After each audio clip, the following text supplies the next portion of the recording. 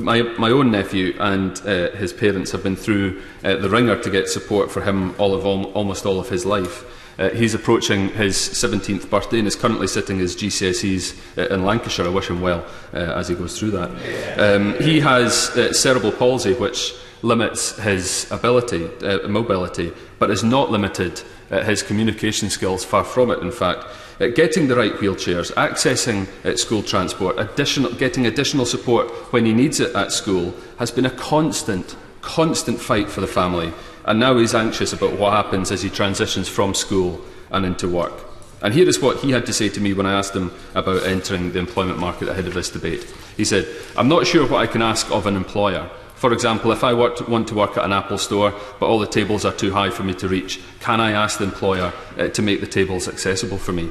I also sometimes worry that employers may choose another applicant for a position because they believe it would be easier to employ them even if I'm the best person for the job. I would, however, like to say that when I went for the interview for an apprenticeship at my school, they were very supportive. But that may be because they already know me and I've been there for the past 5 years."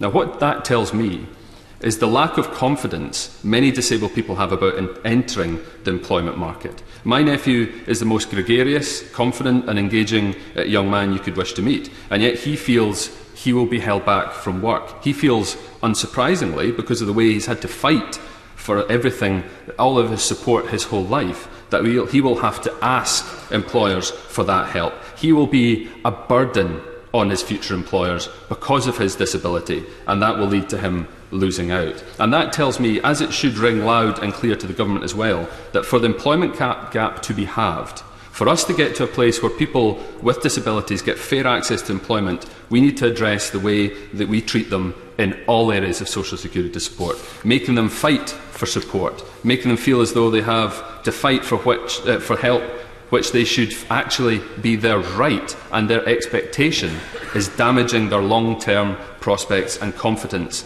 to enter the employment market. I was touched by what I heard from the member for Adrian Shocks about his nephew in Lancashire and about his perception of engaging in the jobs market, because it spoke to me quite a lot as well, because there was a time often when I felt that I was going to be a burden to an employer.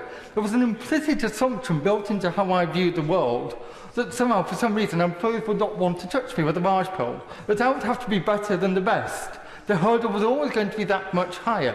So I understand very much where his mindset is coming from.